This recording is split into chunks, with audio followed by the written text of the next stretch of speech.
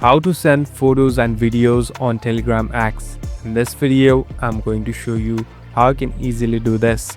First of all, open the application. So now I'm in my home page. Basically, this is the feed section. Here, all the chats and the contacts that you have added will pop up here.